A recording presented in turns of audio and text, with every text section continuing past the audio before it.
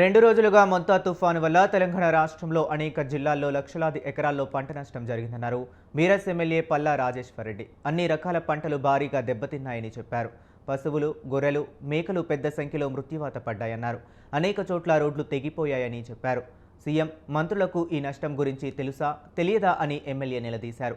ఇంత నష్టం జరిగినా ప్రభుత్వం నుంచి కనీస స్పందన లేదని మండిపడ్డారు.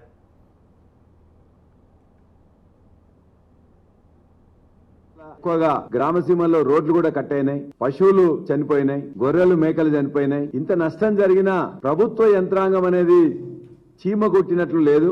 ముఖ్యమంత్రి గారు గాని, మంత్రులు గాని, ఇన్ఛార్జ్ మినిస్టర్ గాని, ప్రత్యేక అధికారుల జాడే లేదు. అసలు ఇవన్నీ జరుగుతున్నాయని కూడా వాళ్ళకి తెలుసా తెలియదు అనేది మనకు అర్థం కావట్లేదు.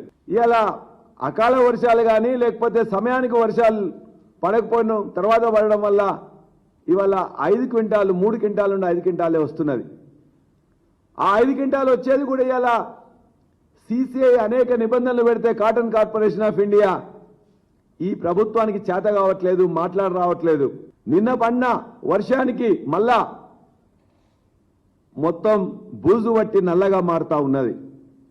కాబట్టి దయచేసి ఈ వ్యవసాయ శాఖ మంత్రిని, అదేవిధంగా ఇతర మంత్రులను కూడా నేను డిమాండ్ చేస్తున్నా, కాటన్ కార్పొరేషన్ ఆఫ్ ఇండియాతో మాట్లాడండి. 12% మాయిశ్చర్ రావట్లేదు కాబట్టి ఖచ్చితంగా దీన్ని 15-16% మాయిశ్చర్ ఉన్న తీసుకోవాలి. ఆ పత్తి రైతులను కాపాడాలని చెప్పి మేము కోరుతా ఉన్నాం.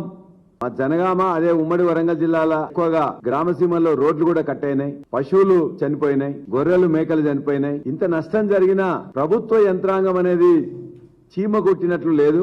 ముఖ్యమంత్రి గారు గాని, మంత్రులు గాని, ఇన్ఛార్జ్ మినిస్టర్ గాని, ప్రత్యేక అధికారుల జాడే లేదు. అసలు ఇవన్నీ జరుగుతున్నాయని కూడా వాళ్ళకి తెలుసు.